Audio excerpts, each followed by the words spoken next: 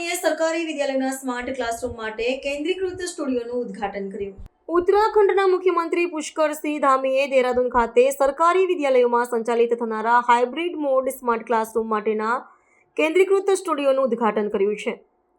શિક્ષણના સ્તરને સુધારવા અને આધુનિક તકનીકનો ઉપયોગ કરીને વિદ્યાર્થીઓને ગુણવત્તાયુક્ત શિક્ષણ પૂરું પાડવાના ઉદ્દેશ્ય સાથે આ મહત્વપૂર્ણ શૈક્ષણિક પહેલ શરૂ કરવામાં આવી છે.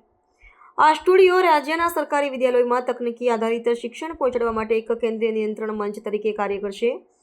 આ નવીન પ્રણાલી હેઠળ સ્માર્ટ ક્લાસરૂમ્સને સંકર પ્રણાલી દ્વારા સંચાલિત કરવામાં આવશે, જેમાં પરંપરાગત વર્ગખંડ શિક્ષણ સાથે ડિજિટલ સામગ્રી અને દૂરસ્થ શિક્ષણનું સંયોજન કરવામાં આવશે.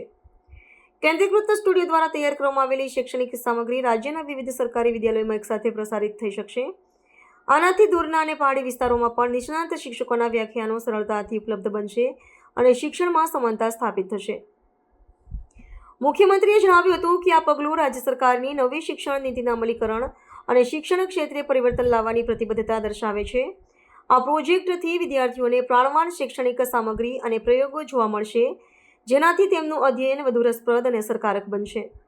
આ તકનીક માત્ર વિદ્યાર્થીઓને જ નહીં પરંતુ શિક્ષકોને પણ આધુનિક અધ્યાપન પ્રવૃત્તિઓ અપનાવવામાં મદદરૂપ થશે, જે ઉત્તરાખંડના શૈક્ષણિક માળખા માટે એક સીમાચિહ્નરૂપ છે. आज 840 नए वर्चुअल क्लासरूम स्टार्ट हो गए हैं। ये निश्चित रूप से हमारे बच्चों को आधुनिक ज्ञान, शिक्षा, कौशल से परिपूर्ण करेंगे और उनको देश दुनिया की सभी प्रकार की चीज़ें सीखने में और अनुभवी विशेषज्ञों का मार्गदर्शन भी प्राप्त होगा, अच्छे शिक्षकों का मार्गदर्शन प्राप्त होगा।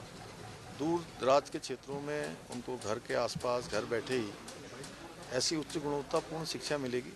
मैं सभी बच्चों को, हमारे कर्णधारों को, सबको मैं बधाई देता हूँ। शिक्षा विभाग का भी विशेष रूप से बधाई देता हूँ कि एक बहुत शानदार काम शिक्षा विभाग में आज संपन्न हुआ है।